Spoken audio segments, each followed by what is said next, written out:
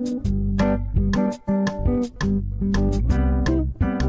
everyone, myself Gaurav Sharma. Hope you are doing well. So, in continuance of the earlier two videos, the first one is the letter of credit, then second the bank guarantee. The third one is this is regarding the letter of comfort. तो letter of comfort as the word says letter of comfort मतलब ये जो letter है वो एक comfort provide कर रहा होगा to the both of the parties. तो लेटर ऑफ कंफर्ट क्या होता है कि अगर देखा जाए इन द कॉन्ट्रैक्ट एक्ट में जो आपका लेटर ऑफ क्रेडिट के बारे में लिखा है और लेटर ऑफ कंफर्ट के बारे में भी लिखा हुआ है। तो जनरली हम क्या करते हैं, दोनों को थोड़ा मैच करते हैं, लेटर ऑफ क्रेडिट और letter of comfort, but these are totally different. तो लेटर ऑफ कंफर्ट क्या है कि एक लेटर है जो राइटिंग में है, इंपॉर्टेंट चीज राइटिंग में है और जो कंफर्ट प्रोवाइड कर रहा है वो for the both the parties को।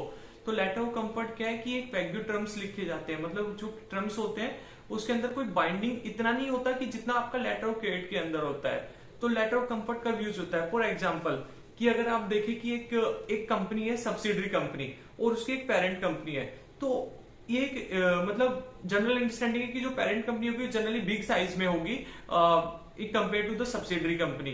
तो अगर सब्सिडरी कंपनी किसी से कोई लोन ले रही है, किसी के साथ कोई ट्रेड एग्रीमेंट कर रही है, इन दैट केस में जो अपोजिट पार्टी है उसको इतना कंफर्ट नहीं आ रहा है, तो वो क्या कर सकती है, सब्सिडरी कंपनी अपनी जो पेरेंट कंपनी है उससे एक लेटर ले सकती है कि अगर जो सब्सिडी कंपनी अगर वो ट्रेड एग्रीमेंट के जो टर्म्स एंड कंडीशन है उसको क्या नहीं कर पाती, कंप्लाई नहीं कर पा सकती, तो कंप्लाई नहीं कर पाती है, तो जो पेरेंट कंपनी है वो इसके लिए जो कंपनसेशन होगा विल इंश्योर करेगी कि उसको जो अपोजिट पार्टी है उसको मिल जाए। तो जो एक लेटर इशू करेगी, क्या लेटर इशू करेगी, जो पेरेंट कंपनी टू प्रोवाइड करने के लिए comfort to the other party, this is called the letter of comfort. तो एक letter of comfort in case में यूज किया है कि सब्सिडरी कंपनी के लिए पेरेंट कंपनी इशू कर रही है।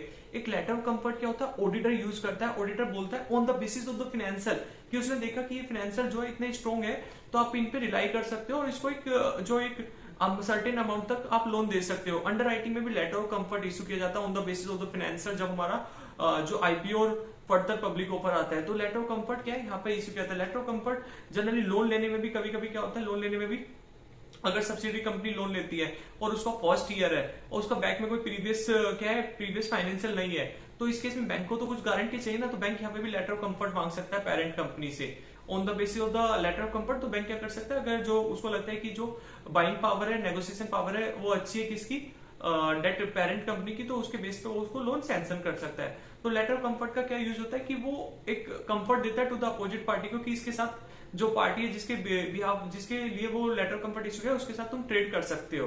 तो ये हमारे तीन टर्म्स हुए नॉन फंड बेस्ड फैसिलिटी के। First is the letter of credit, second is the bank guarantee and third one is the letter of comfort. तो LC, DG and the letter of comfort, तो ये general terms होते हैं जो non fund based facility में होते हैं। अगर आपको इन तीनों टर्म के अंदर कुछ भी क्वेरी या कोई क्वेश्चन आता है बिजनेस रिलेटेड तो आप मुझे कमेंट कर सकते हैं। Thank you.